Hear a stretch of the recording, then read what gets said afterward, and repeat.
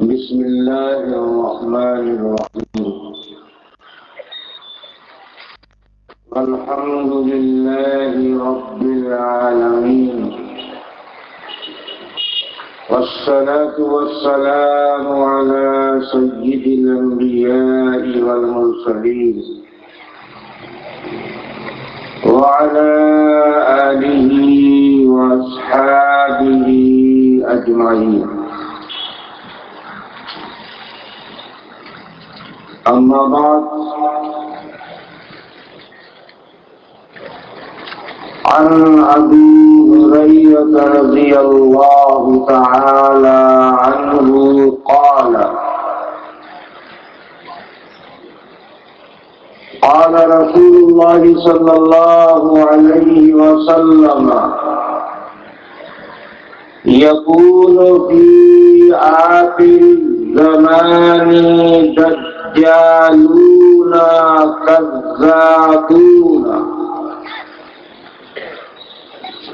كذابون يأتونكم من الأحاديث بما لم تسمعوا أنتم ولا آباؤكم، فإياكم وإياهم لا يضلونكم ولا يفتنونكم، أو كما قال عليه الصلاة والسلام. معزز علماء کرام، حضرات سامعین،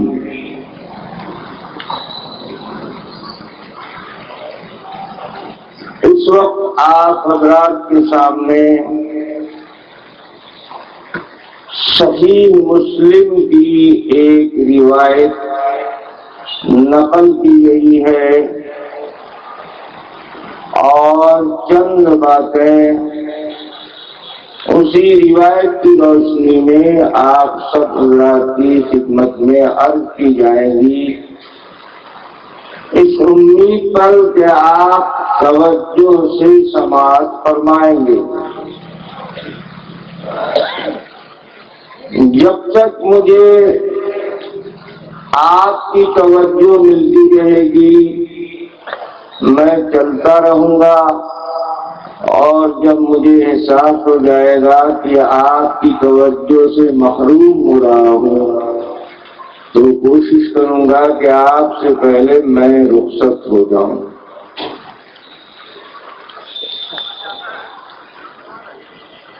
ہر مسلمان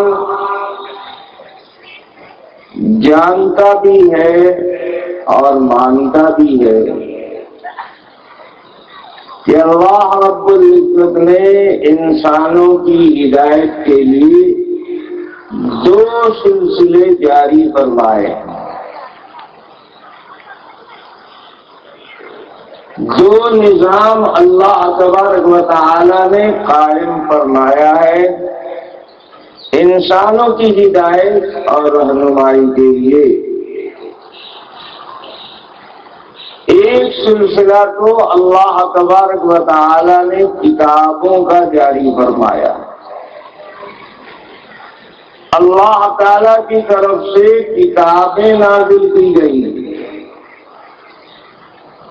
اور بہت ساری کتابیں موقع موقع سے آتی رہیں، اور ان تمام کتابوں نے انسانوں کو نجات کا طریقہ بتایا، دنیا اور آخرت کی کامیابی کا طریقہ بتایا۔ وہ ساری کتابیں ہدایت کی کتابیں تھیں اور ان سے انسانوں کو ہدایت ملی۔ دوسرا سلسلہ اللہ تبارک و تعالی نے انبیاء علیہ الصلوۃ والتسلیم کا جاری فرمایا۔ انبیاء بھی اللہ تبارک و تعالی کی طرف سے آتے ہیں اور کتابیں بھی اللہ ہی کی جانب سے آتی ہیں۔ اللہ کی جانب سے آنے والی کتاب کتاب اللہ، اور اس کی طرف سے آنے والے پیغمبر رسول اللہ۔ جس طرح کتابیں بہت ساری آئی ہیں، اسی طرح انبیاء علیہ الصلوۃ والتسلیم بھی بہت بڑی تعداد میں اس دنیا میں تشریف لائے ہیں۔ کوئی شخص مسلمان نہیں ہو سکتا جب تک اللہ کی کتابوں پر ایمان نہ لائے اور انبیاء علیہ الصلوۃ والتسلیم پر ایمان نہ لائے۔ لیکن کتابیں کتنی آئی ہیں اس پر ایمان نہیں لانا۔ انبیاء کتنے آئے ہیں اس پر ایمان نہیں لانا، اس لیے کہ نہ کتابوں کا علم قطعی ہے، ان کی گنتی اور ان کا عدد قطعی ذریعے سے معلوم نہیں ہے، اور اسی طرح انبیاء علیہ الصلوۃ والتسلیم کی بھی حتمی اور قطعی تعداد کا علم نہیں ہے۔ ایک اندازہ علماء نے اندازہ لگایا کہ 1,24,000 انبیاء اللہ تبارک و تعالی کی طرف سے مختلف زمانے میں مختلف علاقے میں اس دنیا میں تشریف لائے ہیں، لیکن ایمان لانے کے وقت یہ نہیں کہنا پڑتا کہ میں ایمان لاتا ہوں 1,24,000 نبیوں پر۔ ایسے ایمان نہیں لایا جاتا، ایسے ایمان لائے گا تو بجائے ایمان کے کفر ہو جائے گا۔ علماء نے لکھا کہ چند حقیقتیں ایسی ہیں کہ ان پر اجمال ہی کے طریقے سے ایمان لایا جا سکتا ہے، تفصیلی طور پر ایمان نہیں لایا جا سکتا، اس لیے کہ ان تفصیلات کا علم ہی نہیں ہے بندے کو، تو اس تفصیل کا مکلف کیسے بنایا جائے گا؟ اللہ کے فرشتوں پر ایمان لانا، کوئی فرشتوں پر ایمان نہیں رکھتا تو وہ مسلمان نہیں ہے، لیکن فرشتوں کی تعداد پر ایمان نہیں لانا ہے،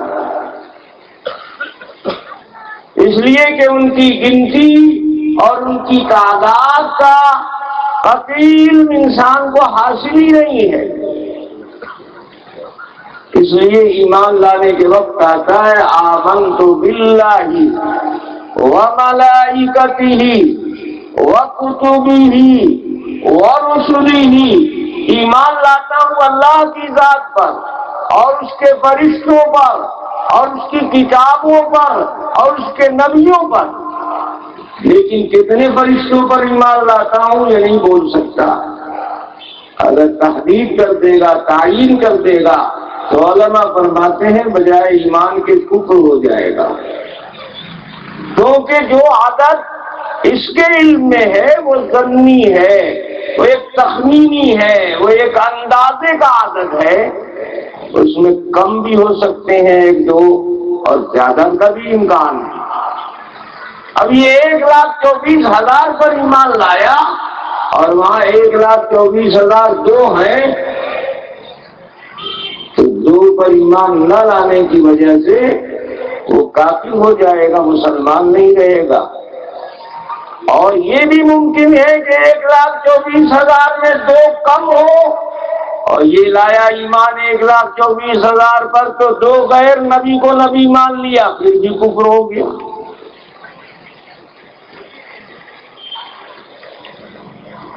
اس لیے تعداد متعین کر کے ایمان نہیں لایا جاتا ہے، نہ فرشتوں پر اور نہ آسمانی کتابوں پر اور نہ اللہ کے پیغمبروں پر۔ ایمان تو لائے گا سب پر، لیکن تفصیل عدد کی نہیں کر سکتا ہے۔ اجمالی ایمان لائے گا اے اللہ آپ کے جتنے بھی فرشتے ہیں ہمیں تو تعداد نہیں معلوم، لیکن جتنے بھی فرشتے ہیں میں سب پر ایمان رکھتا ہوں۔ اے اللہ آپ نے جتنی کتابیں نازل فرمائی ہیں ہمیں اس کا علم ہو یا نہ ہو، ہم اس کی تعداد جانتے ہو نہ جانتے ہو، ہم سب پر ایمان لاتے ہیں۔ اسی طرح اے اللہ جتنوں کو آپ نے نبی بنا کر بھیجا، آپ کے تمام نبیوں پر ہمارا ایمان ہے، چاہے ہم ان کا نام بھی جانتے ہوں یا نہ جانتے ہوں۔ اور کون نام جانتا ہے؟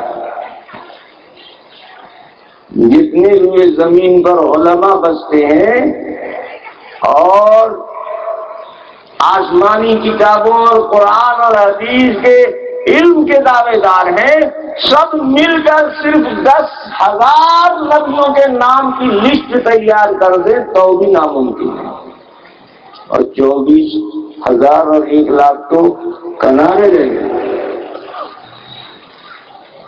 اپنے اپنے وقت پر آئے اور انہوں نے اس ذمہ داری کو ادا کیا جس ذمہ داری کے لیے اللہ تبارک و تعالیٰ نے انہیں بھیجا تھا، اور ہر نبی اپنی جگہ پر حق تھا۔ کوئی پیغمبر باطل پر تو نہیں تھا، ناحق پر تو نہیں تھا۔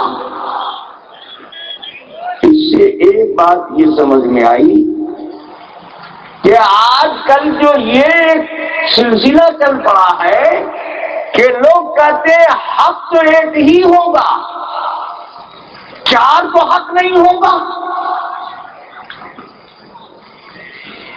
یہ خبط الحواسی کی بات ہے، بدعقلی اور بے علمی کی بات ہے۔ حق تو 1,24,000 ہے، تم کو یہاں 4 ہی میں بوکھلاہٹ طاری ہو گئی۔ تم بتاؤ 1,24,000 میں کون ناحق پر ہے، کون باطل پر ہے؟ ہر نبی حق پر ہے اور کوئی نبی باطل پر نہیں ہے۔ اگر ہر نبی پر حق ہے تو 1,24,000 حق ہوا کہ نہیں ہوا؟ کھوپڑے میں نہیں سماتی یہ بات، لیکن جن کے پاس کھوپڑا ہی نہیں ہے ان کو کیا سمجھ میں آئے گا؟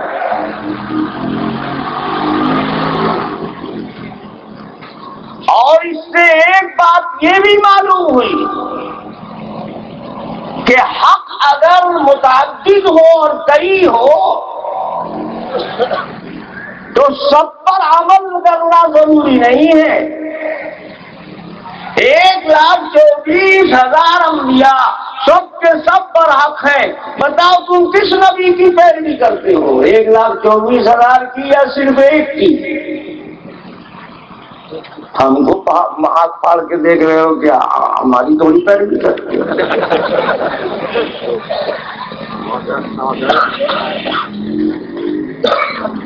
یہ فارمولہ بھی غلط ہے کہ اگر حق 4 ہے تو 4 کی کیوں نہیں مانتے؟ ہم پوچھتے ہیں حق 1,24,000 ہے، تم ہر ایک کی پیروی کیوں نہیں کرتے؟ یہ سب فریب اور دھوکہ ہے اور کم علموں کو بیوقوف بنانے کی بات ہے۔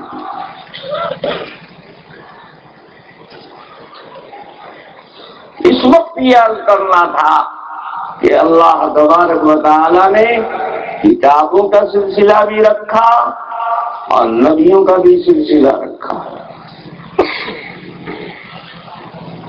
کتاب پڑھی جائے گی تب نہ اس سے کوئی فائدہ اٹھائے گا۔ اگر کسی کو پڑھنا ہی نہیں آتا وہ کتاب سے کیا فائدہ اٹھائے گا؟ جس کو حروف پہچاننے نہیں آتا، جو کتاب کو پڑھ نہیں سکتا، وہ کتاب سے فائدہ اٹھا لے گا؟ ہو سکتا ہے کہ آپ یہاں لوگ ایسے ہوں کہ بے پڑھے ہوئے کتاب سے فائدہ اٹھا لیتے ہوں، لیکن پیغمبر کی ذات وہاں یہ شرط نہیں ہے. نبی سے فائدہ پڑھا لکھا انسان بھی اٹھائے گا اور ان پڑھ بھی اٹھائے گا. فرق سمجھ میں آتا نہیں آتا ہے؟ اگر کوئی بات سمجھ میں نہ آئے تو آپ اسے سمجھ سکتے ہیں، دوبارہ سمجھ سکتے ہیں. کتاب سے ہدایت اتنی عام نہیں ہوتی ہے جتنا نبی کی ذات سے.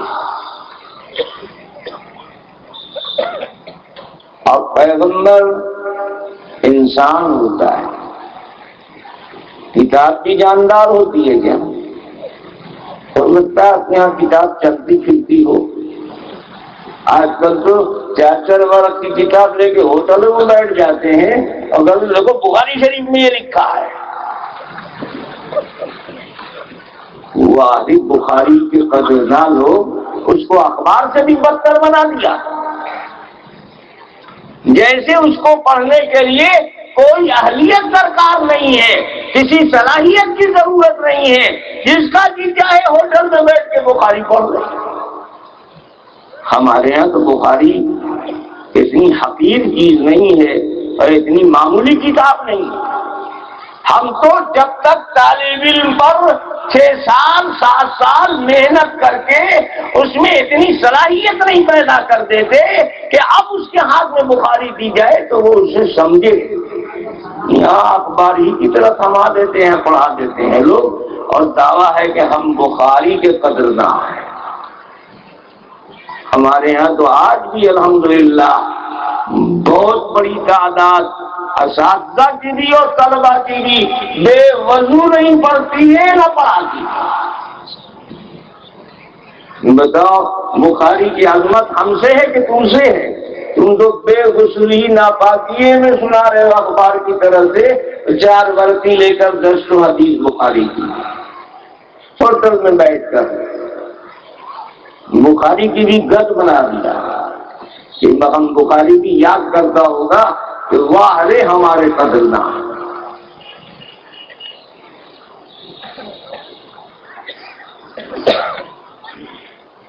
کتاب بے جان چیز ہے، الفاظ کا عبارت کا مجموعہ ہے. وہ اپنا دفاع نہیں کر سکتا. کوئی پھاڑ رہا ہے، کوئی اس پر بیٹھ رہا ہے، کوئی چیخے گی چلائے گی، ہاتھ پاؤں چلائے گی. اور نبی کی ذات جاندار ہے، جاندار اپنا دفاع کرتا ہے، جاندار اپنی حفاظت کے معاملے میں خود کفیل ہے، اور کلام اپنی حفاظت کے معاملے میں خود کفیل نہیں ہے. پھر کلام میں ہمیشہ کئی پہلو نکلا کرتے ہیں. ایک جملہ ہے اس میں 4-5 پہلو اور کئی احتمال نکل گئے. کوئی اس کا مطلب یہ بتا رہا ہے، کوئی یہ بتا رہا ہے، کوئی یہ بتا رہا ہے، کوئی یہ بتا رہا ہے. اور انسان کے عمل میں بہت سارے پہلو نہیں نکلتے. آپ نے ایک شخص کو دیکھا یہ کام کر رہا ہے، اس کا مشاہدہ کیا، اب اس کام کی نقل کرنے میں آپ کے سامنے کئی احتمالات اور کئی پہلو نہیں ہوں گے. تو کیا انداز مخلوق ہے، وہ اپنے عمل کے ذریعے سے پورے طریقے سے معنی کو متعین کر دیتا ہے. وہاں احتمالات اور پہلو کلام کے مقابلے میں بہت کم. اور جہاں احتمالات زیادہ ہوں گے، پہلو زیادہ نکلیں گے، اس میں حقیقت گم ہو جاتی ہے. بولنے والے کا کیا مطلب ہے صحیح پتہ لگانا مشکل ہو جاتا ہے. یہ کہتا ہے یہ مطلب ہے، وہ کہتا ہے یہ مطلب ہے، وہ کہتا ہے یہ مطلب ہے. اس لیے کتاب سے کجی بھی آدمی میں پیدا ہو جاتی ہے، گمراہی میں بھی مبتلا ہو جاتا ہے۔ کتاب گمراہ نہیں کرتی ہے، پڑھنے والا اپنے ذہن کی روانی سے اور تیزی سے گمراہی کی طرف چلا جاتا ہے۔ اللہ تبارک و تعالی نے فرمایا یضل بہ کثیرا ویہدی بہ کثیرا، اسی کتاب سے بہت سے گمراہ ہو جاتے ہیں اور اسی کتاب سے بہت سے راہیاب ہو جاتے ہیں۔ گمراہی کے پہلو کی طرف گیا، گمراہ ہو گیا، ہدایت کے پہلو کی طرف گیا، ہدایت یافتہ ہو گیا۔ کہو تو مثال سے سمجھا دوں، مثال سے بات بہت ذہن نشین بھی ہوتی ہے اور جلدی گرفت میں آتی ہے۔ اب مثال کا ہے کہ دوں آپ کو، قرآن کی دوں کہ حدیث کی دوں؟ قرآن اللہ کا کلام اور حدیث جناب رسول اللہ صلی اللہ علیہ وسلم کا فرمان ہے۔ دونوں سے ایک ایک مثال دیتا ہوں، بہت ساری مثالوں میں تو سارا وقت چلا جائے گا اسی میں۔ دیکھو اللہ تعالیٰ قرآن مقدس میں ایک جگہ ارشاد فرماتے ہیں فَانكِحُوا مَا طَابَ لَكُم مِّنَ النِّسَاءِ مَثْنَىٰ وَثُلَاثَ وَرُبَاع۔ ایک کلام ہے، قرآن کا ایک ٹکڑا ہے۔ اب دیکھو اس سے کیسے کیسے معنی نکالے لوگوں نے۔ اللہ تعالیٰ فرماتے ہیں تم نکاح کرو ان عورتوں سے جو تمہاری پسند کی ہوں، 2 سے کرو، 3 سے کرو، 4 سے نکاح کرو۔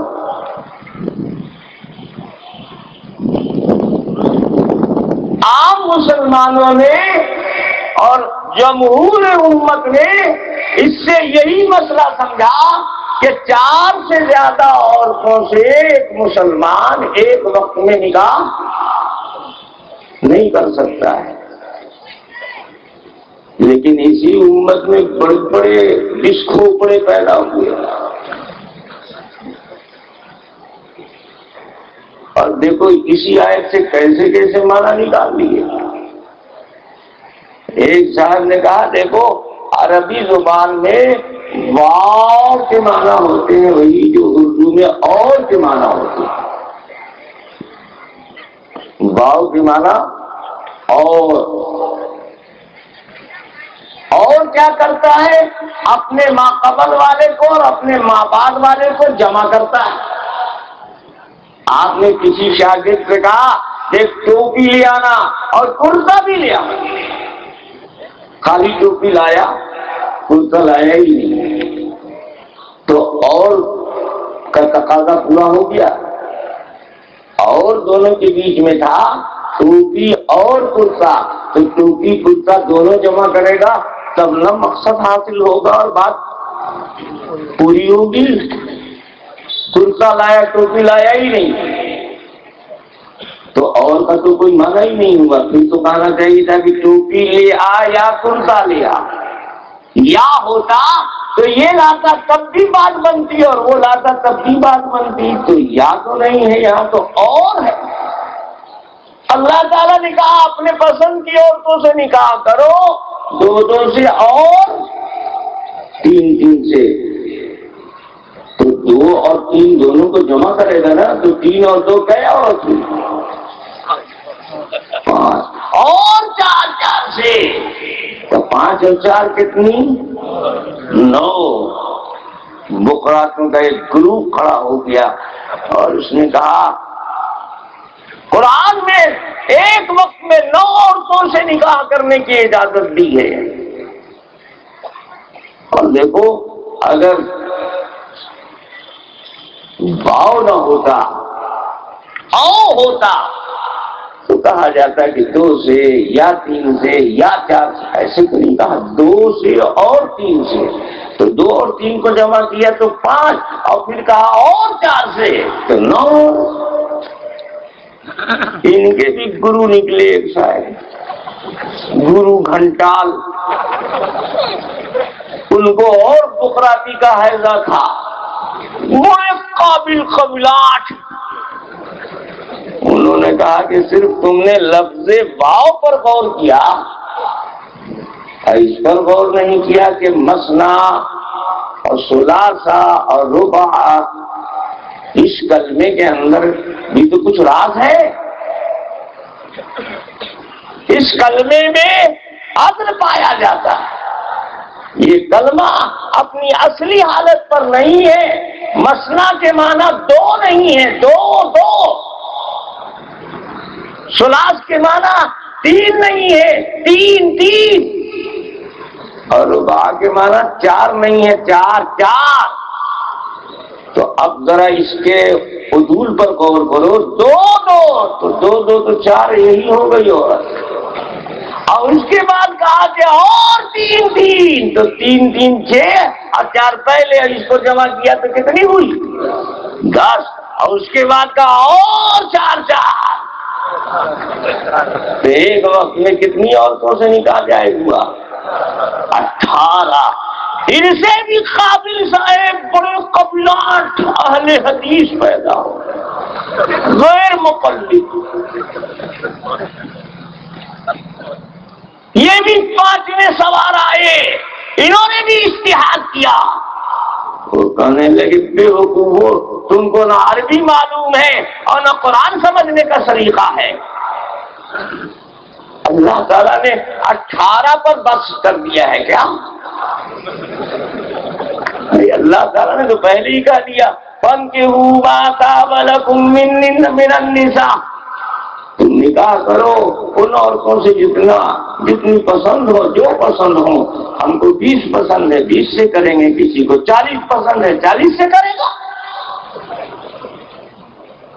اور مثنا و ثلاثہ و رباع تو برائے تمثیل ہے، برائے تحدید نہیں ہے۔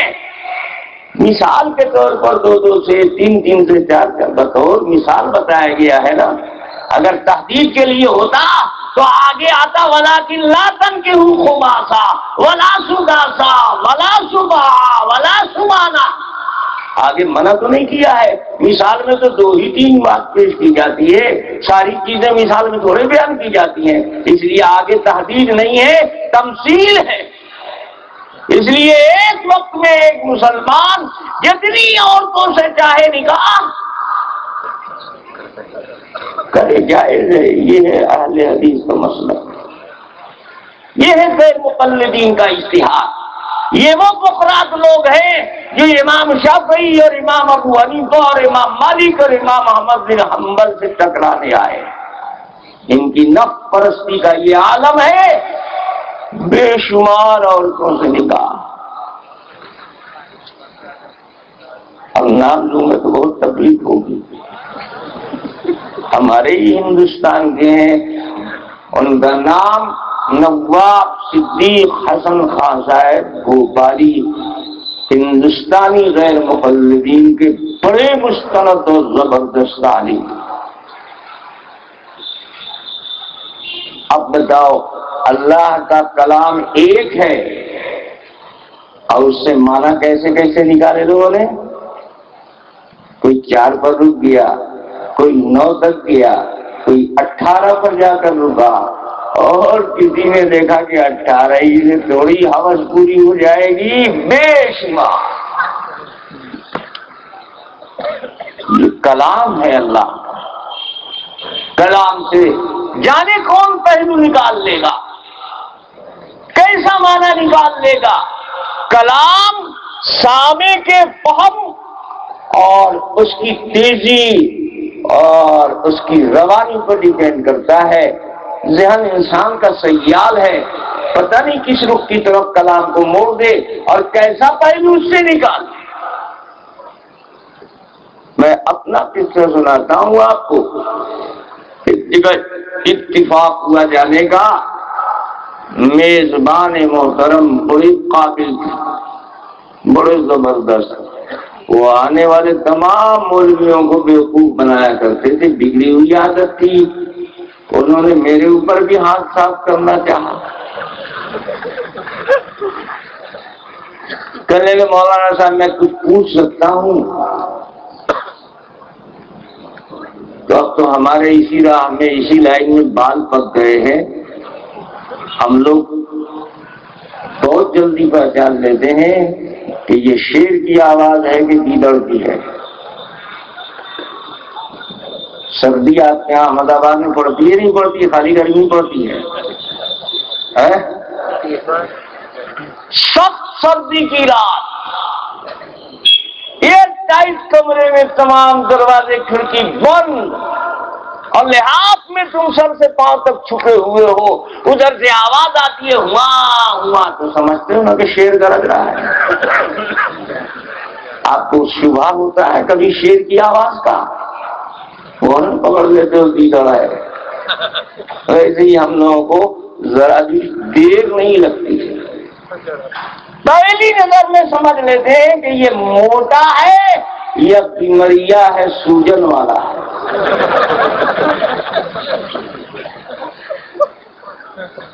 تو انہوں نے کہا مولانا صاحب آپ سے کچھ پوچھ سکتا ہوں؟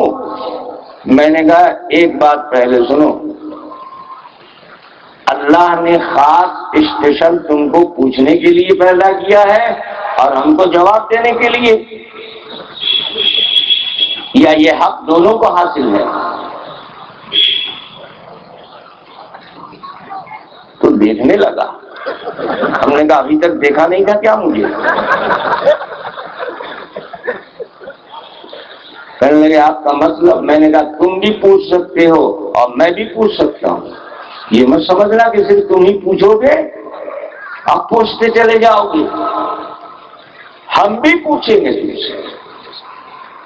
اگر یہ شرط قبول ہے تو آپ پوچھو۔ تو کہنے لگا مولانا صاحب میں کیا آپ کے سوال کا جواب دوں گا؟ تو میں نے کہا میں کیا جواب دوں گا، میں بھی تو ایسے ہی حقیق فقیر ہوں۔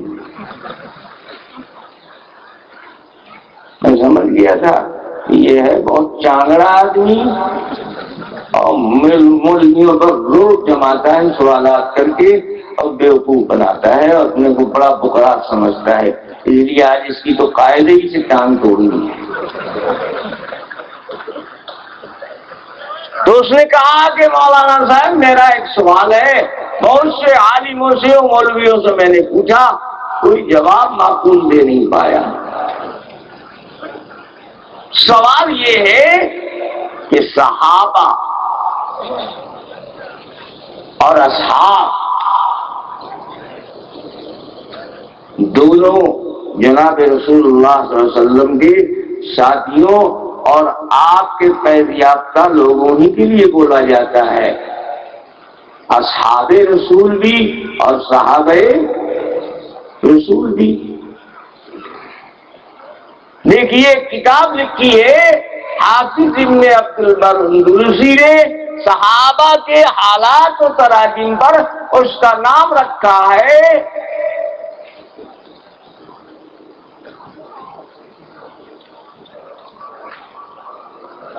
کیا نام رکھا ہے؟ الاستیعاب فی معرفت الاصحاب۔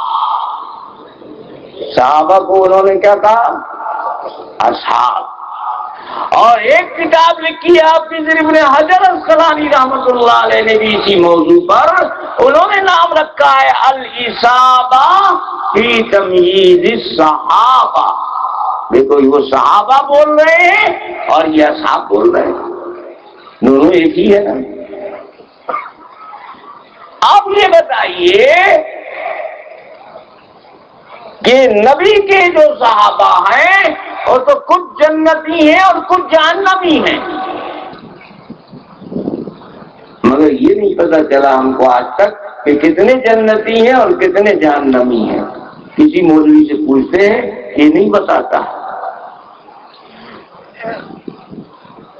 تو میرا تو دماغ خراب ہو گیا سوال سن کر، پارا چڑھ گیا۔ میں نے کہا پہلے یہ بتاؤ تم مسلمان ہو کہ غیر مسلم ہو؟ کہنے لگا آپ کو شبہ لگتا ہے کیا؟ میں نے کہا تمہارے سوال سے شبہ رکھتا ہے ایک مسلمان اور صحابی کے بارے میں یہ سمجھے کہ یہ جہنمی؟ چلے مولانا صاحب یہ تو قرآن میں لکھا ہوا ہے اصحاب الجنت و اصحاب النار، جنت والے صحابہ اور جہنم والے صحابہ۔ میں نے کہا واہ رے پہلوان، خوب سمجھا قرآن۔ دیکھو قرآن سے کیسا معنی نکال لیا اس نے، کہیں سے نکالا؟ قرآن سے ہی نکالا نا۔ ایسی حدیث سے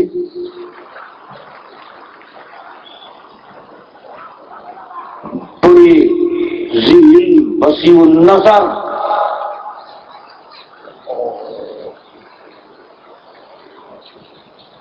بڑی چوٹی کے دانشور ماں کی قریب میں جن کی بڑی خدمات رہی ہے، انہوں نے دیکھو ایک حدیث سے کتنا خطرناک ٹھوکر کھائی۔ رمضان کا مہینہ آپ کے یہاں آتا نہیں آتا ہے؟ نہیں آتا ہے؟ آتا ہے۔ اور مسلمان روزہ بھی رکھتا ہے۔ روزہ شروع ہوتا ہے صبح صادق سے اور ختم ہوتا ہے غروب آفتاب پر۔ تو مغرب کے بعد سے آفتاب جو غروب ہوا افطار کیا آپ نے، اب کھانا پینا چالو ہو گیا، پہلے منع تھا اب ہو گیا جائز۔ اب کب تک جائز رہے گا کھانا پینا؟ صبح صادق سے پہلے پہلے، صبح صادق کے بعد بھی کھاتے رہو گے؟ بڑے بڑھیا روزے دار ہو یار۔ ساری امت کا اسی پر عمل ہے۔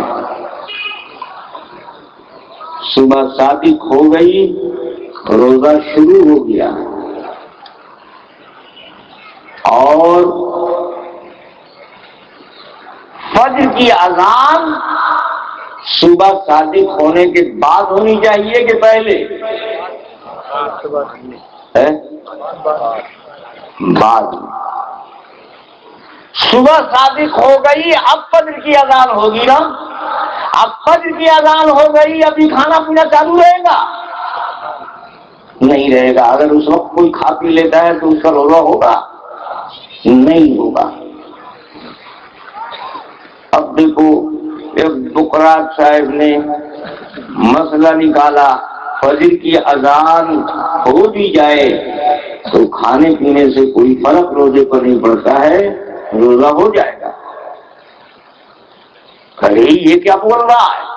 کہا میں تھوڑا ہی بول رہا ہوں، اللہ کے نبی کی حدیث بول رہی ہے، صحیح بخاری شریف میں ہے، جناب رسول اللہ صلی اللہ علیہ وسلم فرماتے ہیں الا لا یغرنکم اذان بلال، لوگوں بلال کی اذان سے دھوکہ مت کھا جانا، یہ مت سمجھنا کہ بلال نے اذان دے دیا تو کھانا پینا بند نہیں، بلال اذان دے دے تب بھی کھاتے پیتے رہو۔ تو دیکھو بخاری کی حدیث سے ثابت ہوا کہ فجر کی اذان کے بعد بھی کھانے پینے سے روزہ۔ یہ تو اماموں نے اور مولویوں نے بیڑا غرق کر دیا ہے، ورنہ حدیث رسول تو کھلی اجازت دے دی ہے، اور وہاں صاف مسئلہ ہے الا لا یغرنکم اذان بلال، لوگوں تم کو بلال کی اذان سے دھوکہ نہ لگ جائے۔ کلوا واشربوا، کھاؤ پیو، بلال اذان دے دے جب بھی کوئی فرق نہیں پڑتا۔ آتا ہے سمجھ میں نا؟ تو چالو کر دیا کرو رمضان میں ایسے۔ بتاؤ اس مولوی نے کتنے کا روزہ برباد کر دیا۔ حدیث رسول کو سمجھا نہیں، ٹھوکر تو خود کھائی، غلطی تو خود کی، اور سارے کو بتا رہا ہے کہ یہ مولویوں نے غلطی کیا ہے، ورنہ حدیث میں تو کھانے پینے کی اجازت ہے۔ غلطی کر رہا ہے خود اور دوسروں کو بول رہا ہے غلطی اس نے کیا کی؟ اس نے دیکھا کہ بلال کی اذان سے دھوکہ نہ کھاؤ، تو بلال تو جناب رسول اللہ صلی اللہ علیہ وسلم کے مؤذن تھے، حضرت بلال ہی تو مدینے میں اذان دیتے تھے۔ لیکن اس احمق کو پتہ نہیں ہے کہ جناب رسول اللہ صلی اللہ علیہ وسلم کے زمانے میں فجر کی اذان رمضان میں بلال نہیں دیتے تھے، رمضان کے علاوہ حضرت بلال دیتے تھے فجر کی اذان، لیکن رمضان المبارک کے مہینے میں فجر کی اذان حضرت بلال نہیں دیتے تھے، بلکہ عبداللہ ابن ام مکتوم دیتے تھے۔ پھر بلال کاہے کی اذان دیتے تھے؟ تہجد کی اذان دیتے تھے۔ رمضان میں حضرت بلال کی ڈیوٹی تھی تہجد کی اذان، اور فجر کی اذان حضرت عبداللہ ابن مکتوم دیتے تھے۔ تو فجر کی اذان صبح صادق پر ہوتی ہے نا کہ تہجد کی؟ تو اللہ کے نبی نے کہا کہ لا یغرنکم اذان بلال، تم کو بلال کی اذان سے دھوکہ نہ لگ جائے۔ بلال دیتے ہیں اذان صبح صادق سے پہلے والی، ان کے اذان سے صبح صادق نہیں ہو جاتی ہے، سحری کا ٹائم ختم نہیں ہو جاتا ہے۔ اس بقوا نندن نے کیا کر دیا؟ تہجد کی اذان کو فجر کی اذان بنا لیا اور روزہ سب کا چوپٹ کر دیا۔ یہ ہوتا ہے نتیجہ ڈائریکٹ حدیث پر عمل کرنے کا۔ اگر کہو تو ایک آدھ مثال اور دے دوں تاکہ ذرا اچھی طرح بات سمجھ میں آئے۔ ایک صاحب سعودیہ ریٹرن تھے، واقعی سعودیہ بھی عجیب ملک ہے کہ وہاں بلڈنگ کا کام کرتا ہے اور انڈیا میں آتا ہے محدث بن جاتا ہے،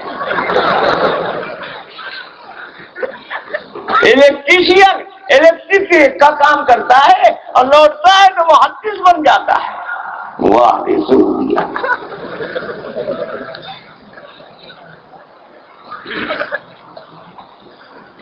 خط ہو جاتا ہے حدیث کا۔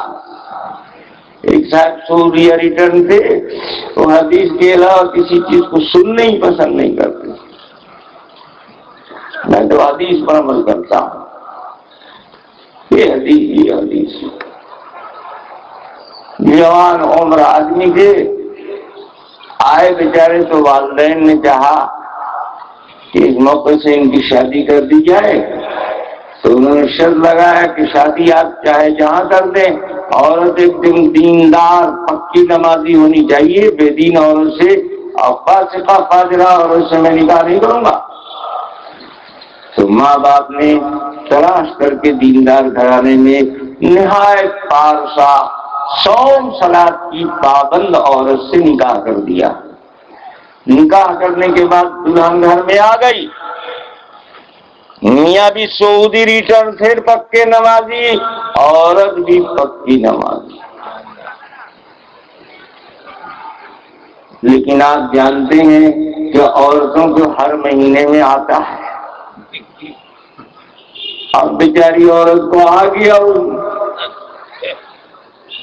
گیا تو اس حالت میں عورت نماز پڑھے گی؟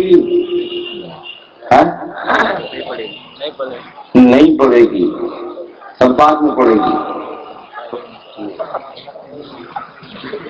ہم کو دیکھ رہے ہو یار جیسے تمہارے گھر میں عورت بھی نہیں ہے کیا؟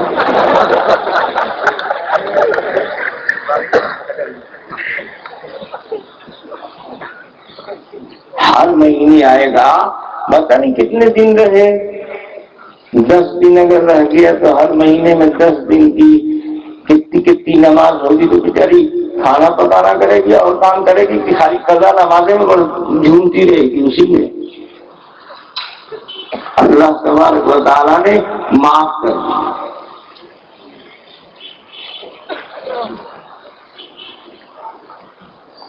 چلو اتنے دنوں تک تمہیں نماز نہیں پڑھنا ہے، جتنے دنوں تک ناپاک ہے نماز پڑھے گی نہیں پڑھے گی، اب بعد میں جب موقع ملے دیکھا جائے گا، لیکن اس وقت تو نہیں پڑھنا ہے نا۔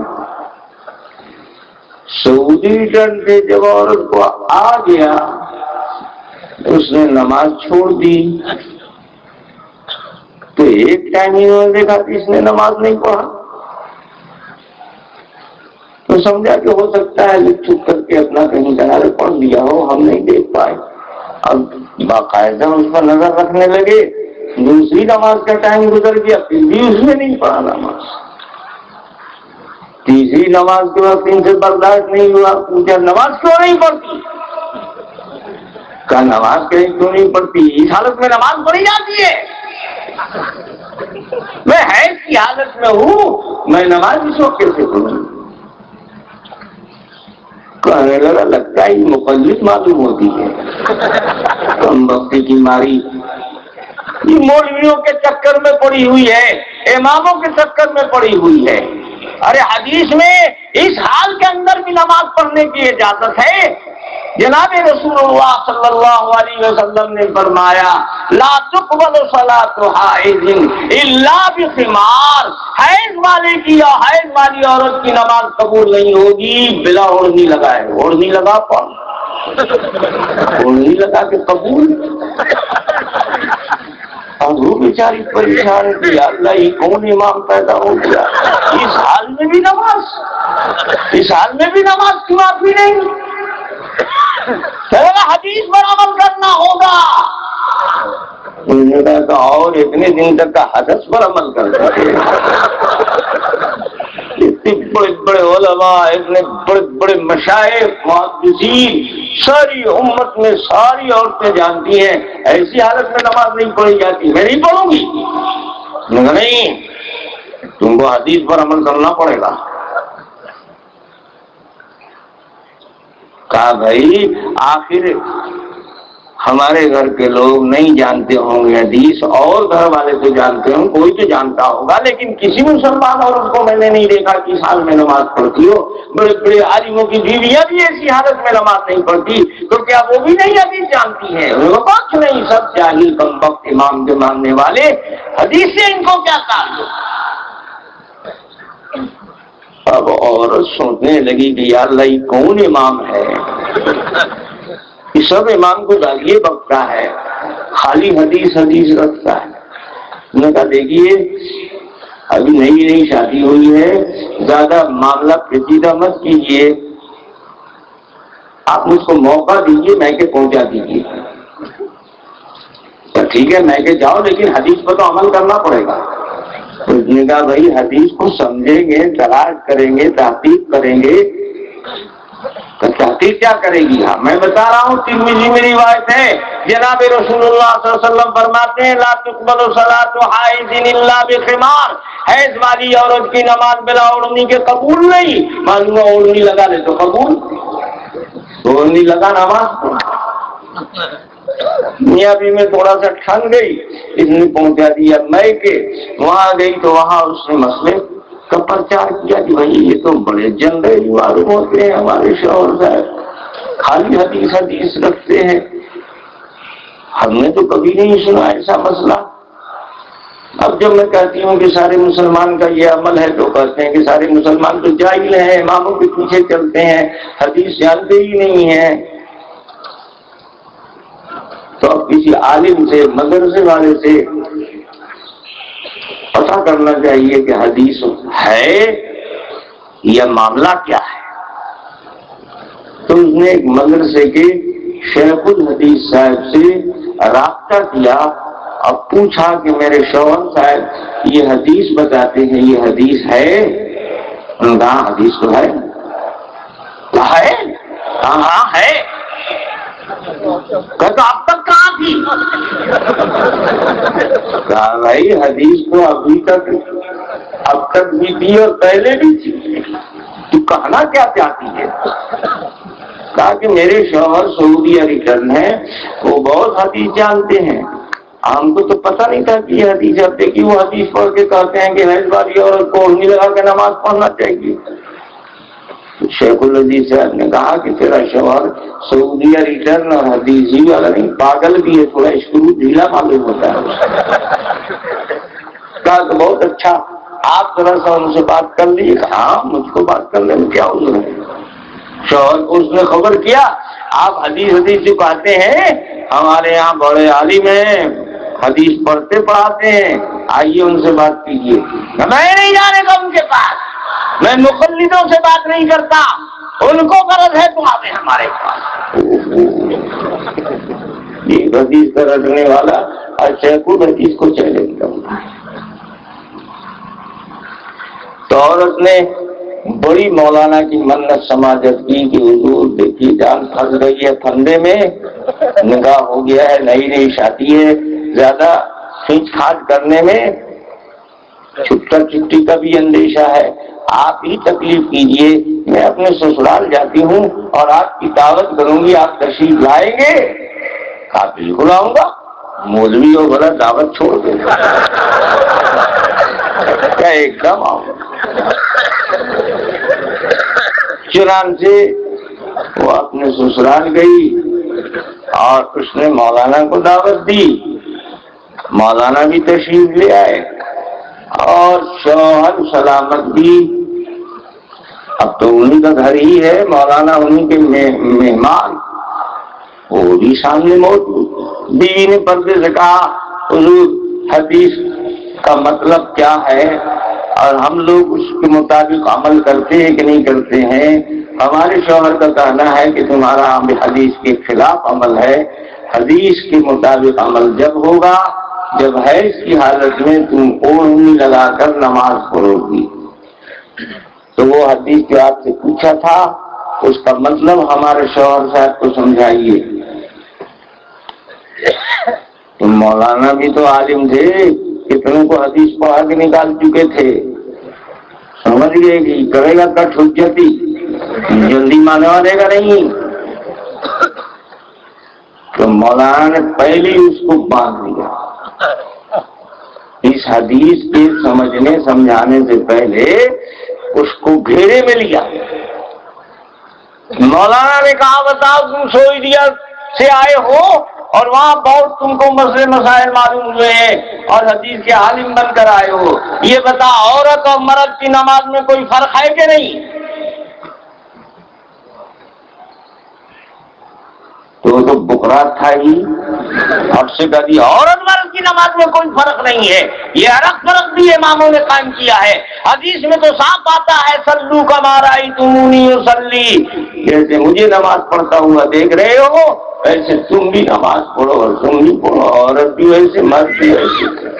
ہاں نبی نے کہا ہے کہ عورت ایسے پڑھے اور مرد ایسے پڑھے، تو اماموں نے نکال لیا ہے اور غلط سلط روایتوں سے نکال لیا ہے، کہیں صحیح حدیث میں کوئی فرق نہیں ہے۔ اس کو پتہ نہیں تھا کہ یہ کنواں میرے لیے کھود رہے ہیں۔ تو مولانا نے کہا کہ جب عورت اور مرد کی نماز میں کوئی فرق نہیں ہے اور اللہ کے نبی نے فرمایا ہے سلو کما رأیتمونی اصلی، جیسے تم مجھے نماز پڑھتا ہوا دیکھتے ہو تم بھی نماز پڑھو ویسے عورت بھی۔ اور پھر اللہ کے نبی نے یہ بھی فرمایا ہے جیسا کہ تم کہتے ہو لا تقبل صلاۃ حائض الا بخمار، حیض والی عورت کی نماز بلا اوڑھنی کے قبول نہیں، تو عورت اور مرد کی نماز میں کوئی فرق نہیں، تم بھی اوڑھنی لگا کے پڑھو، نہیں تو فرق ہو جائے گا۔ اب جو اس کو اوڑھنی اوڑھایا تو وہ پریشان ہو جائے گا، میں کہہ دوں کیوں عورت اوڑھنی لگا کہ تم اوڑھنی نہیں لگاؤ گے تو فرق ہو جائے گا کہ نہیں ہو جائے گا؟ اور عورت مرد کی نماز میں کوئی فرق نہیں، حدیث کا مطلب یہ نہیں ہے۔ اچھا حدیث کا مطلب وہ بھی نہیں ہے، بیوقوف سمجھا ہی نہیں حدیث کا مطلب، حدیث تھوڑی ہی غلط ہے۔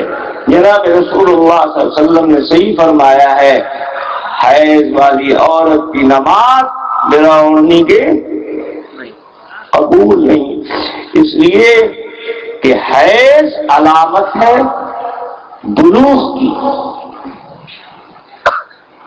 حائض کے معنی ہے بالغۃ،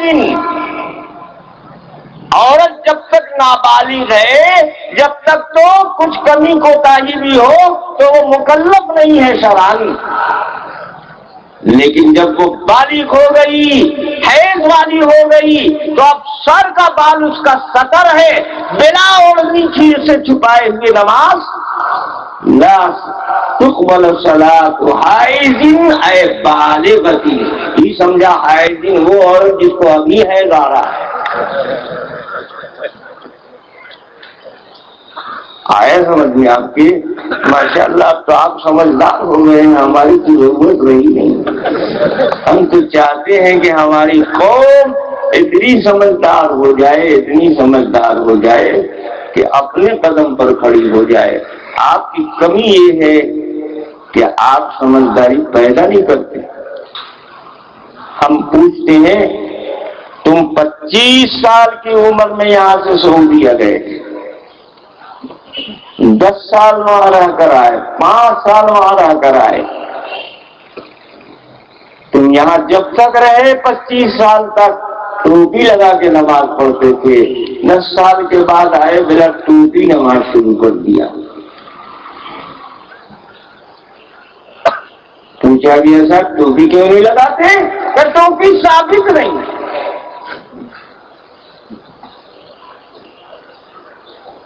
10 سال میں تم نے وہاں تحقیق کر لی کہ ٹوپی ثابت ہے کہ نہیں، اور یہاں 25 سال تک تم نے ضرورت نہیں محسوس کی کہ ہم ٹوپی لگاتے ہیں تو اپنے عالموں سے پوچھیں کہ یہ کہاں ہے اس کا ثبوت۔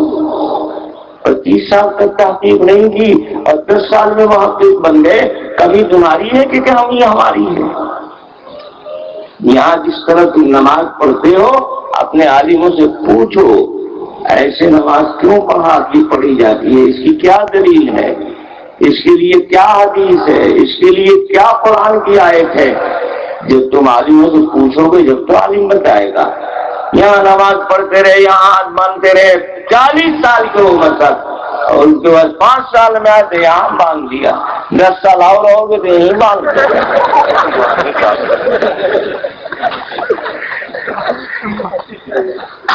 نہیں سمجھ میں آتا ہے؟ آتا ہے انشاءاللہ، ایک ایک پوائنٹ ایک ایک بات سمجھ میں آئے گی، لیکن آپ سمجھنا بھی جاؤ جب تو تمہاری کمزوری یہ ہے کہ تم مسائل سے کٹے ہوئے۔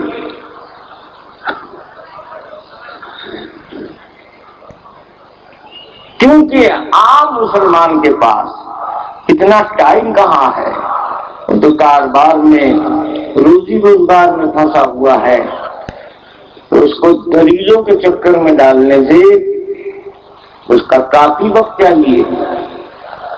تو ہمارے علماء نے دیکھا دلیل جاننا ضروری نہیں ہے، عمل کرنا ضروری ہے۔ ڈاکٹر کے پاس گئے، بیمار تھے، ڈاکٹر نے دوا لکھ دیا،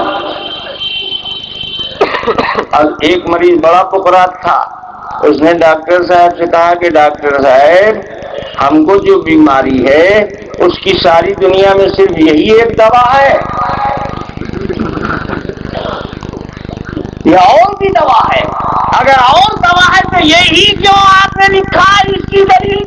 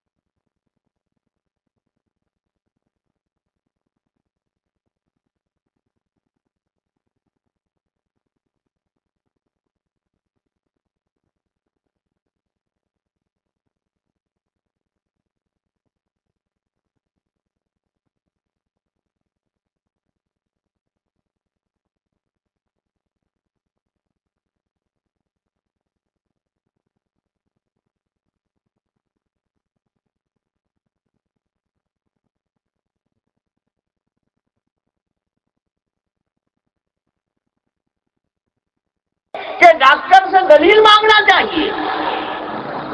تم نماز پڑھ لو، تمہارے اوپر نماز پڑھ رہے، ہاتھ یہاں تک کیوں اٹھایا، یہاں تک کیوں اٹھایا، اس کی کیا دلیل، اس کی کئی دلیلوں کے چکر میں نہیں پڑے گا تو اس کی نماز نہیں ہوگی۔ جو نماز کے مسائل کی دلیل نہیں جانتا اس کی نماز ہوتی ہے کہ نہیں ہوتی ہے؟ تو ہمارے علماء نے عمل سے جوڑ دیا اور ترغیب دے دے کر کے فضیلتیں بیان کر کر کے عمل کی، عمل سے قوم کو جوڑا، اس لیے کہ عمل سے زندگی بنتی ہے، جنت بھی جہنم بھی۔ یہ خاکی اپنی فطرت میں نہ نوری ہے نہ ناری ہے، عمل سے جوڑا گیا فضائل کے ذریعے۔ عام لوگوں کے لیے یہی سلامتی کا راستہ ہے اور اسی میں نجات ہے۔ مسئلہ مسائل یہ علماء کا کام ہے، جن کی نظر وسیع ہے، جو دلائل کو جانتے ہیں، جو دلائل کی تمام نزاکتوں کو اور اہل علم کے اختلافات کو جانتے ہیں۔ یہ کام ان کا ہے۔ عام مسلمان کو دلائل کے چکر میں ڈالنا، یہ ان کے لیے ان کی طاقت سے زیادہ ان پر بوجھ ڈالنا ہے۔ اب جو ہمارے علماء نے کہا فضائل میں لگو، تم مسائل میں مت پڑھو، تو اس بیوقوف نے یہ سمجھ لیا یعنی مسئلہ مسائل فالتو چیز ہے۔ اس کے دماغ میں یہ آیا کہ وہ فالتو بیکار ہے، اسی لیے ہم لوگوں کو منع کر دیا گیا۔ منع اس لیے کیا گیا تھا کہ وہ تمہارے بس کا روگ نہیں ہے، تم اس کے اہل نہیں ہو، اس کام کی جس میں اہلیت ہے، جب ضرورت پیش آئے گی ان سے رجوع کر لینا۔ اس نے سمجھا کہ اب تو ہم اپنے بکرات ہو گئے، اس سے زیادہ نماز تو ہم ہی پڑھتے ہیں، تو مولوی صاحب کو پوچھنا ہو میرے پاس آ، یہ اپنے بن گیا بکرات۔ تب جانتے ہو اس کا نتیجہ کیا نکلے گا؟ طفل پر نارست چوں پر راشوت گر گئے ہر لقمے گر لقمے ہر گر گئے در راشوت۔ جس بچے کو ابھی ٹھکانے سے پر نہیں نکلا ہے وہ بھی اڑے گا، تو اڑ کے کہاں جائے گا؟ پیڑ پر جائے گا، بلی کے منہ میں جائے گا۔ اب یہ جو فضائل والے تھے، یہ جب سے دین کے پیشوا بن بیٹھے اور انہوں نے سمجھا کہ ہم کچھ ہو گئے، بھیڑیے نے آ کر پھاڑنا شروع کر دیا۔ اب ان میں صلاحیت ہے بچنے کی۔ قادیانی آئے انہوں نے اچک لیا، مودودی آئے انہوں نے اچک لیا، غیر مقلد آئے انہوں نے اچک لیا۔ اب جب 10 20 40 50 دھیرے دھیرے دھیرے دھیرے چلے گا۔ اب ارے کیا ہو رہا ہے؟ اب ان کی نہیں ٹوٹی ہے۔ ظالمو، تم نے کھو دیا، وقت کھو دیا تم نے، تمہاری کوتاہی کی وجہ سے اور تمہاری کجروی کی وجہ سے گمراہ کرنے والوں کو میدان خالی ملا اور انہوں نے نوجوانوں کو شکار بنا دیا۔ اگر تمہارے اندر جذبہ ہوتا، سلامت روی ہوتی، تم علماء کو پیشوا اور مقتدا اپنا مانتے اور یہ سمجھتے کہ جو کچھ ہم نے سیکھا ہے یہ بہت تھوڑا ہے اور جو نہیں سیکھا ہے وہ ابھی بہت زیادہ ہے، وہ زیادہ والے ہمارے ایمان کی اور ہماری حفاظت کر پائیں گے، ہم نہیں کر پائیں گے۔ علماء سے رابطہ رکھو، مدارس سے رابطہ رکھو، اگر ایمان کی حفاظت چاہتے ہیں۔ یہ کام جس میں تم کو لگایا گیا ہے وہ تم کو دیندار بنا سکتا ہے، تمہارے دین کی حفاظت نہیں کر سکتا۔ اس لیے مدارس یہ ہیں دین کے محافظ، یہاں سے دین کے پاسبان اور سپاہی پیدا ہوتے ہیں۔ مدارس تمہیں دیندار بھی بنائیں گے اور تمہارے دین کی حفاظت بھی کریں گے۔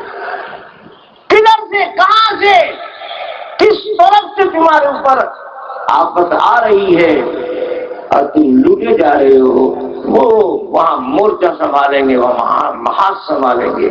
آج آپ کی نیند ٹوٹی جو کئی 100 گمراہی کے شکار ہو گئے۔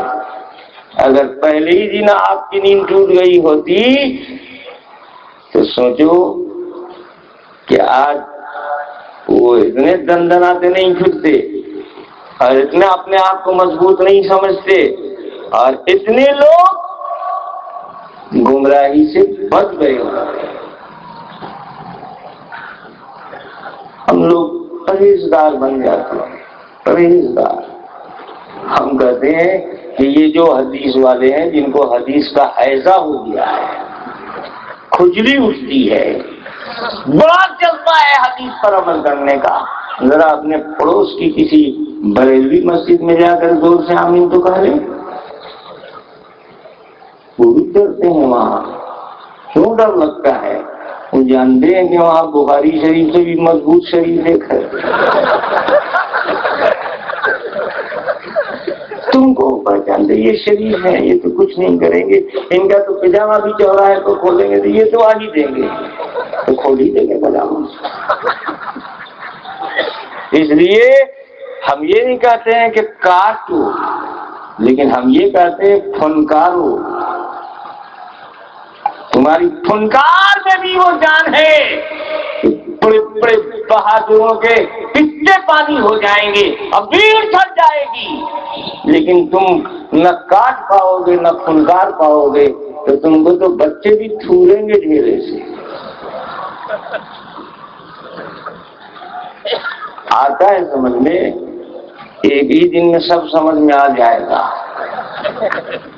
ایک صاحب میرے پاس آئے، چلے مولانا صاحب ہم کو بھی اپنے جیسا بنا دیجیے۔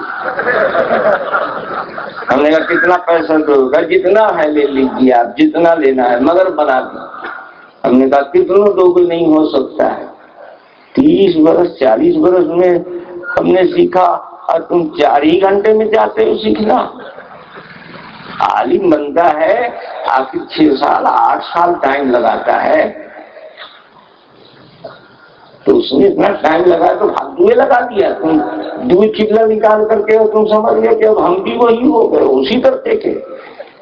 تمہاری خبط الحواسی کا علاج کون کرے گا؟ ہمیشہ اپنے آپ کو علماء کا محتاج سمجھو اور علماء سے رابطہ رکھو، اور مسائل ان سے سیکھو، دلائل ان سے سیکھو۔ تم نے کبھی دلیل پوچھا ہی نہیں تو مولوی کو کون مصیبت آئی ہے کہ تمہارے پیچھے گھومتا چلے؟ دلیل پوچھا ہوتا، ڈھونڈتے تلاش کرتے، علماء پر بھی بوجھ پڑتا نا۔ مارکیٹ میں دکاندار وہی سامان لاتا ہے جو آسانی سے کھپ جاتا ہے، تو مولوی بھی کم ہمت ہو گیا، محنت کرنے والا نہیں، یہ بھی ریڈی میڈ ہو گیا۔ کیوں؟ رگڑائی ہوتی ہی نہیں ہے، کیڑے سوالات آتے ہی نہیں ہے، بس مباحثے کا نمبر آتا ہی نہیں ہے۔ جو مارکیٹ میں کھپ رہا ہے مال، وہی آج نتیجہ یہ ہوا کہ مولوی صاحب کی اردو کتابوں کو دیکھ کر مسئلہ بتاتے ہیں، کوئی بہشتی زیور دیکھتا ہے، کوئی بہار شریعت دیکھتا ہے۔ 80% وہ علماء ختم ہو گئے جن میں اتنی علمی صلاحیت ہو کہ عربی مآخذ سے اور مراجع سے رجوع کریں اور مسائل کو سمجھیں اور سمجھائیں۔ یہ اتنی کمی کیوں ہوئی؟ اس لیے ہوئی کہ اس کی نوبت ہی نہیں آتی ہے۔ اب تو ہی مدرسے میں جو پڑھتے پڑھاتے لوگ ہیں وہی لوگ کچھ عربی کتابیں اور حدیث اور شرع، یا مفتی لوگ ہیں تو فتاوا، اب تو فتاوا بھی دنیا بھر کے اردو میں ہو گئے، عربی فتاوا کو بھی کون دیکھتا ہے؟ اس لیے علماء کرام سے بھی میری گزارش ہے کہ وہ بھی ذرا اپنی صلاحیت کا ثبوت دیں۔ ہمارے اکابر نے اور بزرگوں نے اور ہمارے اسلاف نے اتنا لٹریچر تیار کر دیا ہے اور اتنے دلائل سے مسلح کر دیا ہے ہمیں کہ ہم صرف اپنے بزرگوں کی کمائی پر چاہیں تو سارا معاملہ کر لیں، لیکن جب آپ تناساری چھوڑیں گے جب تو، اور عوام سے گزارش ہے کہ یہ عام لوگ جو سمجھتے ہیں ارے مولوی مولویات کیا ہے، 6 سال پڑھ لیا 8 سال پڑھ لیا، 8 سال پڑھنے سے کوئی وہ بہت بڑا عالم تھوڑے ہو جاتا ہے، اس کو تو صرف انگلی پکڑ کے چلنا بھی آیا ہے۔ اس لیے کہ 8 سال میں جو کتابیں پڑھائی جاتی ہیں وہ ایک فن کی 2 کتاب 4 کتاب 5 کتاب پڑھائی جاتی ہے، اور کسی فن کی 2 4 5 کتاب پڑھ لینے سے اس فن کا ماہر تھوڑی ہو جاتا ہے۔ اب جو عالم فاضل ہوتا ہے، سیاہ ستہ پڑھائی جاتی ہے مدرسے میں، حدیث کی 6 کتابیں، بہت زیادہ تو اور چلو تحویل شریف موطا 6 نہیں 9، اس سے زیادہ تو پڑھا نہیں۔ حدیث کی 9 کتاب ہے کہ 100 1000 کتابیں۔ یہ بے وقوف خوش فہمی میں مبتلا ہو جاتا ہے کہ ہم بھی عالم ہو گئے تو ہم بھی سب کچھ ہو گئے، تم سب کچھ نہیں ہوئے، کچھ نہیں ہوئے۔ اب اسی ڈگر پر چلو گے 40 سال 50 سال سب کچھ ہو گے۔ تم کو تو نصاب پر پڑھایا گیا ہے، ہر فن کا صرف مزہ چکھایا گیا ہے۔ اب اس مزے اور ٹیسٹ سے آگے بڑھو، محنت کرو، تو جس فن میں محنت کرو گے، جس میں آگے بڑھو گے، 25 سال 30 سال کا ٹائم لگاؤ گے، اب اس فن کے فنکار اور ماہر بنو گے۔ ایسا تھوڑی ہے کہ عالم مولوی بن گیا اور سیاستہ پڑھ لیا اور 2 4 10 حدیث کی کتاب کو مطالعہ کر لیا اور محدث ہو گیا اور علم حدیث کے ذخیرے پر اس کی نظر پہنچ گئی۔ ایسا نہیں ہے، اس کے لیے تو 40 سال 50 سال کی بھی عمر ہو اور پوری عمر لگا دے، تب کہیں جا کے تھوڑا بہت کسی لائق ہوتا ہے۔ ایک ایک حدیث کی کتابیں کہاں آج مولوی کے پاس، بیچارے کے پاس ہے، 20 22 جلدوں میں ہے۔ مولوی صاحب کی تنخواہ کتنی ہے؟ 1500 روپے۔ وہ تو بیچارے بال بچے کو بھی نہیں پوسیں گے، وہ 2-2 ہزار 3-3 ہزار کی کتاب کہاں سے خریدیں گے؟ قوم بھی نہیں سمجھتی ہے کہ یہ کرنے کا کام ہے۔ ہر مسجد کے اندر اور ہر امام کے پاس تم کتابوں کا ذخیرہ جمع کرو، باطل فرقوں کے رد میں جو کتابیں ہیں وہ، اور باطل فرقوں کی طرف سے جو لکھی گئی ہیں وہ، اور پھر مراجع اور مآخذ، تاکہ وہ دیکھ کر پتہ لگائے کہ کون حوالہ صحیح دے رہا ہے، کون غلط دے رہا ہے، کون ڈنڈی مار رہا ہے، کہاں گھپلا دے رہا ہے۔ آپ کی مسجد میں کیا ہے؟ بس قرآن شریف، وہ بھی اس انتظار میں ہے کہ مرے موٹا کہ بھرے لوٹا۔ تو ایسے کام چلتا ہے۔ اس لیے جاگو گے یا سوؤ گے؟ جاگو، خدا کے واسطے جاگو۔ تو میں عرض یہ کر رہا تھا کہ اللہ تعالیٰ نے کتابوں کا سلسلہ رکھا اور نبیوں کا۔ نبیوں نے کتابیں نہیں لکھی، کسی پیغمبر کی کوئی تحریر دنیا کے کسی کونے میں ہے؟ اور جناب رسول اللہ صلی اللہ علیہ وسلم کی کوئی تصنیف ہے؟ نبی نے انسان پر محنت کیا، پیغمبر جاندار تھا، اس نے جاندار ٹیم تیار کی۔ نبی نے کوئی کتاب نہیں لکھی، لیکن 1,24,000 انسانوں کو اس معیار کا بنا دیا جس معیار کا انسان اللہ تبارک و تعالیٰ کو مطلوب ہے۔ حجۃ الوداع کے موقع پر 1,24,000 صحابہ موجود ہیں۔ سرور کائنات صلی اللہ علیہ وسلم نے فرمایا اللہم اشہد قد بلغت، اے اللہ ہاتھ گواہ رہیے میں نے دیکھیے اتنے انسان آپ کے معیار پر پورے اترنے والے بنا دیے ہیں۔ ہر صحابی نبی کی شاہکار تصنیف ہے۔ اس کو کتاب تیار نہیں کیا، لیکن کتاب کا باپ تیار کر۔ صحابہ کو انہوں نے تیار کیا، صحابہ نے تابعین کو تیار کیا، تابعین نے تابعین کو تیار کیا۔ یہ دین پورے تسلسل کے ساتھ عملی زندگی میں ناقص ہوا صحابہ کے اور عملی زندگی میں تابعین کے آیا، اور ان لوگ کو پتہ ہی نہیں تھا حدیث کا۔ اب ایک بیگ 14ویں صدی میں حدیث نمودار ہو گئی، حدیث میں ایسے ہے اور وہ لوگ ایسے کرتے تھے، تو وہ تو بدعتی تھے، عمر نے ایسا کر دیا، حدیث میں ایسا ہے تو یہ بدعت عمری ہے، عثمان غنی نے ایسا کر دیا، حدیث میں ایسے ہے تو یہ بدعت عثمان، صحابہ بھی بدعتی ہے۔ معاذ اللہ ثم معاذ اللہ، جو عمر کو نہ بخشے، جو عثمان غنی پر ہاتھ سب کا صاف کرتے ہوئے نہ جھکے، جو اتنا بڑا جری اور بدتمیز ہو، اس سے کیا امید رکھی جائے گی کہ وہ امام ابو حنیفہ کا احترام کرے گا اور امام شافعی کا احترام کرے گا؟ یہ تو بدتمیزوں کا قافلہ ہے، جریدہ جان لوگ ہیں، نہ جانے کس کے خلاف باہر اگلتے اور کس کی آبرو کو لوٹ رہے اور کس پر حملہ کر بیٹھے۔ حضرت عمر پر حملہ کرتے ہوئے تو دیر ہی نہیں لگی، نبی تو کہا کر گئے تھے 8 رکعت پڑھنا، ان لوگوں نے 20 پڑھ دیا۔ یعنی صحابہ کیا تھے؟ اینٹی پارٹی تھی۔ ان سے پوچھو کہ نبی میں اور صحابہ میں کیا لڑائی ہوئی ہے؟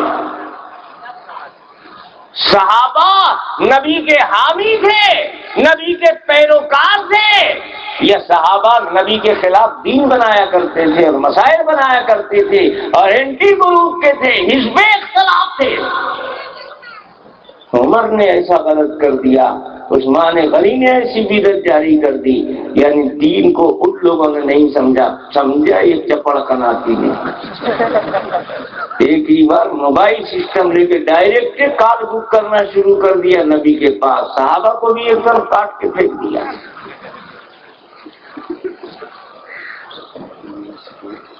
کتنی بڑی بات بول رہا ہے، سوچو۔ جناب رسول اللہ صلی اللہ علیہ وسلم فرماتے ہیں علیکم بسنتی وسنت خلفائی الراشدین المہدیین تمسکوا بها وعضوا علیہا بالنواجذ، تمہارے اوپر میری سنت بھی لازم ہے اور میرے خلفائے راشدین کی سنت بھی۔ تو عمر خلفائے راشدین میں ہے کہ نہیں ہے؟ عثمان غنی خلفائے راشدین میں ہے کہ نہیں ہے؟ نبی کہتے ہیں عمر کا عمل سنت ہے، علیکم بسنتی و سنتی، یہ کہتے نہیں بدعت ہے۔ آپ سنت کہیے، ہم تو بدعت کہیں گے، تو آپ سوچو کہ یہ ڈائریکٹ نبی کا مقابلہ ہے کہ نہیں ہے؟ نبی خلفاء کے عمل کو سنت کا نام دیتے ہیں اور یہ اس کو بدعت کا نام دیتا ہے، تو یہ نہ صحابی کو مان رہا ہے نہ نبی کو مان رہا ہے، یہ آپ کو الو بنا رہا ہے کہ ہم نبی کے ماننے والے۔ نبی کے ماننے والے ممکن نہیں ہے کہ صحابہ کی قدورت ان کے دل میں ہو۔ یہ رافضی ہے، رافضی، صحابہ پر تبرہ کرنے والے اور صحابہ سے دریدہ ذہنی کے ساتھ پیش آنے والے، یہ اسی گروپ کے لوگ چولہا بدلے ہوئے۔ جناب سرور کائنات عقائد دو جہاں صلی اللہ علیہ وسلم نے، واقعی آپ کی نبوت کا کمال ہے کہ آپ نے اپنے امت کے لیے ہر آنے والے خطرے سے آگاہ فرما دیا۔ روایت پر تو بولنے کا اتنا لمبا وقت نہیں ہے، خاصی باتیں دوسری آ گئی، انشاءاللہ کسی اور موقع پر اس کی وضاحت کی جائے گی۔ اس وقت صرف ترجمہ سن لو۔ سیدنا ابو ہریرہ رضی اللہ تعالیٰ عنہ کہتے ہیں کہ جناب رسول اللہ صلی اللہ علیہ وسلم نے فرمایا کہ آخری زمانہ جب آئے گا، یہ ہم لوگ والا زمانہ کون چل رہا ہے؟ آخری زمانہ، قیامت کے قریب والا زمانہ، تو اللہ کے نبی نے فرمایا کہ دجال لوگ آئیں گے اور کذاب لوگ آئیں گے۔ دجل کہتے ہیں عربی میں فریب دینے کو، اوپر کچھ اور نیچے، اوپر دیکھنے میں معلوم ہوگا کہ ایک دم سچ ہی سچ ہے اور اندر جھوٹ ہی جھوٹ ہوگا، اوپر دیکھنے میں آئے گا تو معلوم ہوتا ہے کہ وہ یہ تو نبی کے فرمان کا جان دینے والے ہیں، لیکن نبی کے فرمان کی جان نکالنے والے یہی ہیں، دجال ہو گئے اور ان کا شیوا کذبیانی، جھوٹ بولنا، غلط بولنا، کذابونا۔ اور آئیں گے کیسے؟ یاتونکم من الاحادیث، حدیثیں لے کر تمہارے پاس آئیں گے، حدیث والے بن کر آئیں گے، اور وہ حدیثوں کا مطلب کیسا بیان کریں گے، اور وہ حدیثیں کیسی لائیں گے؟ بما لم تسمعوا انتم ولا آباؤکم، نہ تم کو ہوا لگی ہوگی ان حدیثوں کی، اس بکواس کی، اور نہ تمہارے بڑوں پرکھوں کو ہوا لگی۔ ایسی ایسی حدیثیں اور ایسے ایسے مطلب کہ اللہ کے رسول اس وقت میں ہمیں کیا کرنا ہوگا جب حدیثوں کا لبادہ اوڑھ کر، حدیثوں کا پٹارا لے کر قیامت کے قریب یہ گروپ نکلے گا دجالوں اور کذابوں کا، تو اس وقت ہمیں کیا کرنا ہے؟ جناب رسول اللہ صلی اللہ علیہ وسلم فرمائے ایاکم و ایاہم، ان کو اپنے پاس پھٹکنے مت دینا اور ان کے قریب تم مت جانا، تم میں گھسیں گے، گمراہ کر دیں گے، اور تمہارا رابطہ ان سے رہے گا، فتنے میں ڈال دیں گے۔ لا یضلونکم ولا یفتنونکم، نہ وہ تمہیں گمراہ کر پائیں اور نہ تمہیں وہ فتنے میں ڈال سکیں۔ اس کی ایک ہی شکل ہے کہ ان کو اپنے سے دور رکھو اور اپنے کو ان سے دور رکھو۔ میرے بھائیوں، وقت نہیں ہے، میں بہت تھکا تھایا اور بیمار حالت میں حاضر ہوا ہوں آپ کی خدمت میں، اس لیے اس روایت پر بہت تفصیل سے کوئی گفتگو نہیں کر سکا، لیکن جو اور باتیں آ گئی ہیں انشاءاللہ وہ کام کی باتیں ہیں۔ اگر آپ کے ذہن میں بات آئی ہو اسے محفوظ کیجیے گا اور دوسروں تک پہنچانے کی کوشش فرمائیے گا۔ پھر ملیں گے اگر خدا لایا، یار زندہ صحبت باقی، وآخر دعوانا ان الحمدللہ رب العالمین۔ یہ مسجد اس کے پیچھے تعمیر کی دعا کرا دیجیے گا، نئی مسجد بن رہی اسی کے۔ ہاں ضرور بات پڑھ لیجیے اور دعا کے لیے ہاتھ اٹھائیے۔ آپ اپنی مرادیں اور حاجتیں اللہ تبارک و تعالی سے مانگیے، اور یہاں پر مسجد تعمیر ہو رہی ہے اس کی تکمیل کے لیے بھی اللہ تبارک و تعالی سے دعا فرمائیے۔ اللهم صل على محمد وعلى آل محمد كما صليت على إبراهيم وعلى آل إبراهيم إنك حميد مجيد۔ اللهم بارك على محمد وعلى آل محمد كما باركت على إبراهيم وعلى آل إبراهيم إنك حميد مجيد۔ اللهم أرنا الحق حقا وارزقنا اتباعه وأرنا الباطل باطلا وارزقنا اجتنابه۔ اللهم اكفنا بحلالك عن حرامك واغننا بفضلك عمن سواك۔ اللهم إني أعوذ بك من جهد البلاء وسوء القضاء ودرك الشقاء وشماتة الأعداء۔